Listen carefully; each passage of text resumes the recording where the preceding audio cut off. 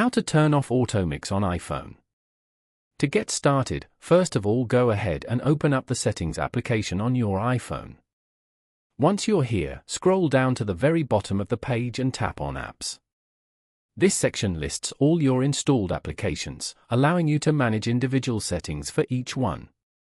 Now, scroll down through the list until you find and tap on Music. In the Music settings, scroll down to find the Audio section.